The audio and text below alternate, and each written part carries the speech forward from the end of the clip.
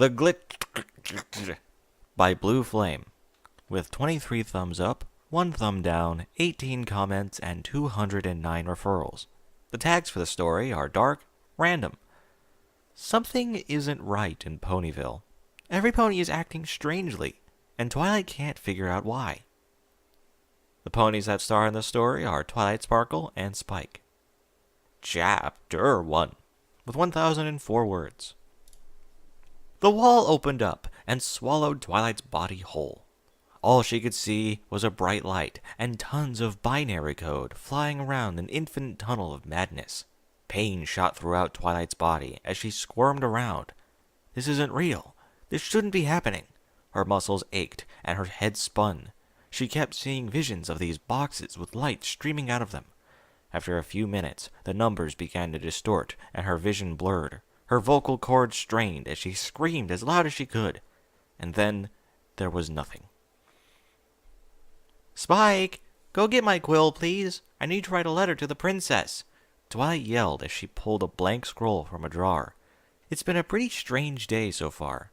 Nothing seemed okay. There was something off with just about everything, but she wasn't sure. The feeling you get when you're at home, it wasn't there anymore. This place felt alien. Somehow this wasn't the same library as before. It looked like it, but it just wasn't the same. Somehow even the sun itself looked a bit peculiar. It was changing color? The sun jumped between being yellow and orange, almost like it couldn't decide. Well, it didn't seem to be harming anything. "Spike! Spike, where are you?" Twilight felt something tap her shoulder, so she turned. Spike stood there, lazily tapping her. He looked normal, but there was just something off. "I'm here, Twilight. Here's your quill and ink," he said as he put the quill down on Twilight's desk. Are you okay, Spike? You seem sick or something," she asked as she tilted her head and inspected Spike all around. What? What are you talking about, Twilight? I feel just fine. Well, I finished my chores, so I'm off to go play with Sweetie Belle. Bye." Spike left quickly, leaving a confused Twilight in the middle of the room. What's going on today? "Hi there, Fluttershy. How's it going?" Twilight decided to swing by the grocery store to pick up some snacks for later. She coincidentally bumped into Fluttershy in the vegetable section. "Why, hello there, Twilight. How are you today?" she asked, putting on a smile. "I need to pick up some carrots for Angel. Fluttershy, are you okay?" Fluttershy had halted in place, but she was making extremely jerky movements. Her pupils shot left and right, almost like a metronome, but much faster. Then suddenly it stopped as soon as Twilight had reached out and touched her. "Wanted to make him a salad.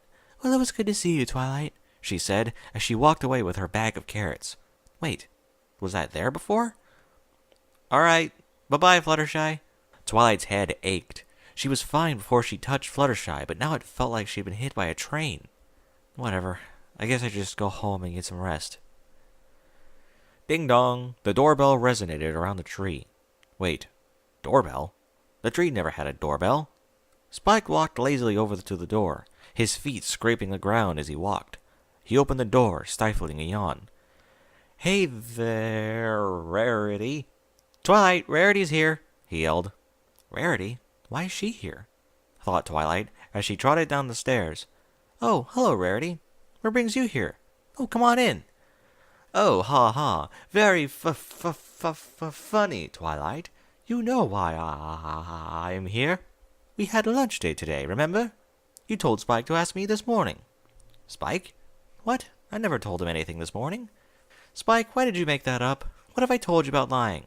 Spike gave a confused look. "But look, I'm not lying. You gave me this list of things I needed to do while I was out." She handed Twilight a piece of paper, and Twilight took it. "Huh. Strange. I don't remember writing this. But this is definitely my calligraphy." "No doubt." "Whoa, Spike, you look different." Spike's scales grew out to look longer, and his body shape changed a bit. "Who you callin' Spike? What? Do I look like a boy to you?" This was the last straw. Twilight backed up slowly, her breathing getting heavier and heavier. Beads of sweat formed on her forehead. Her eyes darted from Rarity to girly Spike. This isn't right. Twilight pushed Rarity aside and ran as fast as she could out the door and into the woods.